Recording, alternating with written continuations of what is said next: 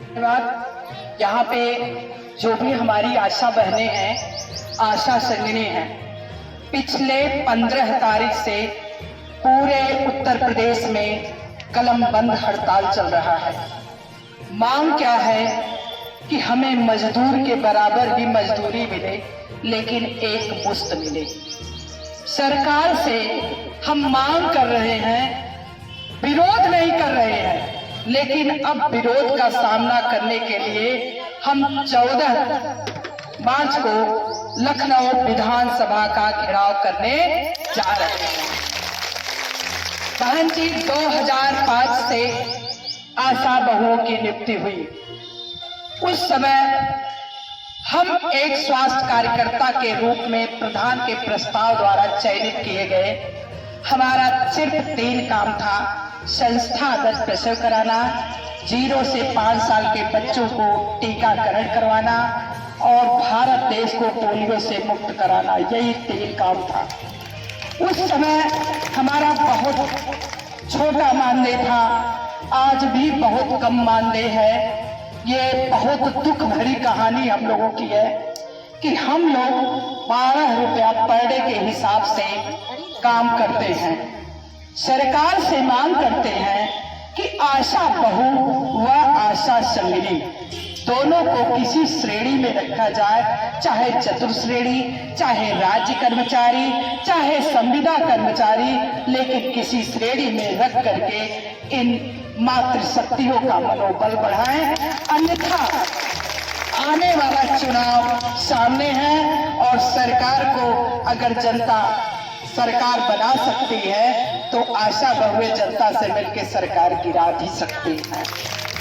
इस समय हम लोग बहुत संघर्ष कर रहे हैं। 24 घंटे की ड्यूटी है। अगर रात में कोई 12 बजे आता है या 1 बजे आता है, हमारी कुंडी खटखटाता है, तो हम गांव की प्रसूता महिला को लेकर के संस्थागत चले आते हैं और पूरा का पूरा प्रेरित करना, समाज को जगाना, स्वास्थ्य के प्रति लोगों की सेवा प्रदान करना और सरकार की जितनी योजना है सारी योजना जन जन तक पहुंचा करके हम सरकार के सारे कार्य को सफल बना रहे हैं। लेकिन सरकार जो है हमें एक कर्मचारी का दर्जा नहीं दे रही है, तो हमारा आंदोलन पिछले 15 फरवरी से चल रहा है और 15 मार्च तक जबरदस्त आंदोलन होगा। जान रहेगी चाहे जाएगी। बहन जी, आप लोग एक होइए। आप वो शक्ति हैं, जब आप एक नारी के रूप में होती हैं तो नारी बहुत शीतल होती है। जैसे माँ दुर्गा शीतला माँ है, उस तरीके से शीतल होती हैं। जब सर के ऊपर पानी पड़ता है तो काली और चंडी बन जाते हैं। बहन जी, हम लोग चाह रहे हैं कि हमारा शोषण हमारा अधिकारी कर्मचारी कैसे करेगा। अगर हम एक रहेंगे तो हमारा शोषण खत्म हो जाएगा। हमें एकजुट होकर के संकल्प लेना है कि इस 2024 चुनाव के पहले माननीय मुख्यमंत्री, माननीय प्रधानमंत्री मोदी जी हमारी घोषणा कर दे, हमें कर्मचारी का दर्जा दे दे, अन्यथा आंदोलन इतना ज्यादा बढ़ जाएगा कि पूरे उत्तर प्रदेश क्या पूरे भारत की धरती आग लगा देगी। क्योंकि हम अपने काम की मजदूरी मांगने के लिए एक हो गए हैं। तो बहन जी, एक नारा हो जाए, अभी तो ये अंगड़ाई है, हम भारत की नारी है,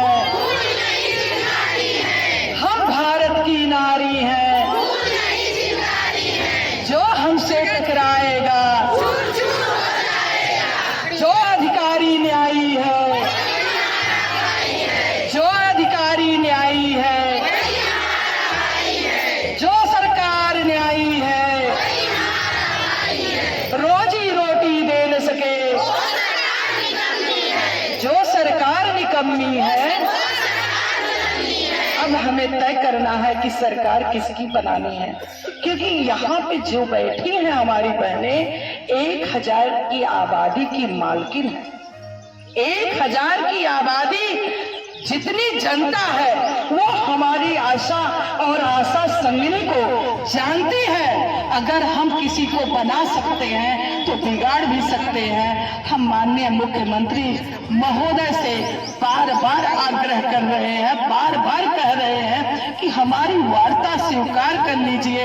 आप अपने हर विधानसभा क्षेत्र से विधायक को भेजते हैं, सांसद को भेजते हैं, नेता को भेजते हैं वोट मांगने के लिए, लेकिन हम इन गरीब आशा बहनों और आशा संगिनी को सामान्य काम, सामान्य वेतन दे दें। क्योंकि जिस समय नियुक्ति हुई थी उस समय 250 का सिलेंडर आता था, लेकिन आज जो है 1050 1100 का आ रहा है। जिस समय हमारी नियुक्ति हुई थी 22 से 25 था, इस समय जो है 190 रुपया चल रहा है। और ट्रेड यूनियन की राजनीति करता हूं, लेकिन सफाई कर्मियों की ट्रेड यूनियन है और सफाई कर्मियों की ट्रेड यूनियन का नाम है स्वायत्त शासन कर्मचारी महासंघ उत्तर प्रदेश। उसी से सब संबद्ध है। और मैं गया था, ताजुब करेंगे जैसे यहाँ जो हालात है वही हालात नगर पंचायत, नगर पालिका, नगर महापालिका में भी है। आउटसोर्सिंग कर्मचारी है, संविदा कर्मचारी है, आउटसोर्सिंग कर्मचारी ठेके पर काम कर रहे हैं। और यदि वो अपने डिमांड को लेकर आंदोलन शुरू कर दे तो ठेकेदार उनको आज ही कान पकड़कर बाहर कर देगा। लेकिन मैं कहना चाहता हूं, बाहर तब करेगा जब हमारे आपके अंदर एकला चलो का नारा रहेगा। और अगर एकला चलो का नारा नहीं रहेगा और संगठन के तरीके से एक साथ चलने का नारा रहेगा, तो मैं जिला अधिकारी से लेकर ठेकेदार से लेकर जिला अधिकारी से लेकर प्रदेश मुखिया तक को चुनौती देता हूं कि ये कभी जिस दिन हमारी एकता मजबूत हो जाएगी उस दिन कोई हाथ मिलाने के लिए खड़ा नहीं होगा। इस बात को समझना पड़ेगा। अब अगर नहीं समझेंगे, अभी मैं बहन जी आई थी जौनपुर, मैं भी गया हुआ था और मैंने देखा मछली शहर मुगरा था, सुजानगंज था, महाराजगंज था, कई ब्लॉक के लोग थे, लेकिन मछली शहर ज्यादा चालाक था।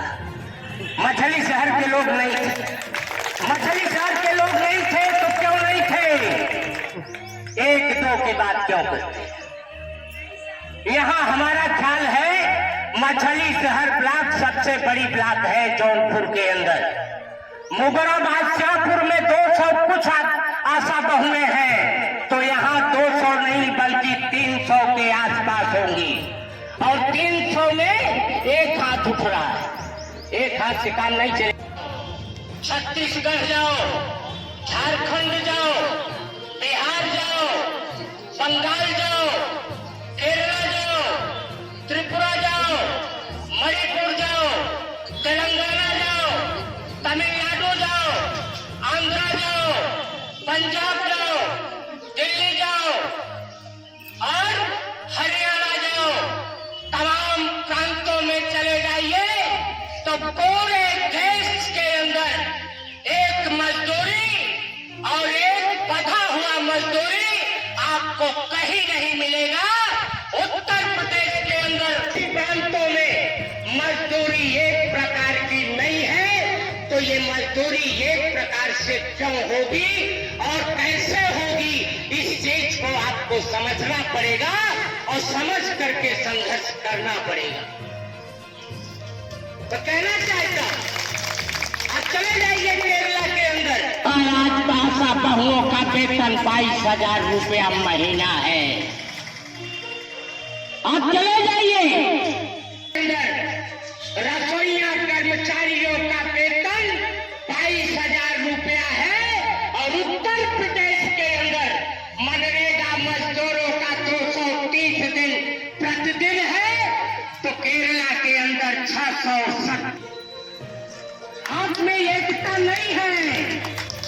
यदि एकता रही होती तो डॉक्टर और एएम की बात छोड़ दीजिए, सरकार। पटेल जी और कल्पना मौर्य जी कहाँ हैं? कल्पना मौर्य जी, सबको हम नमस्ते करते हैं और बहुत बहुत धन्यवाद करते हैं।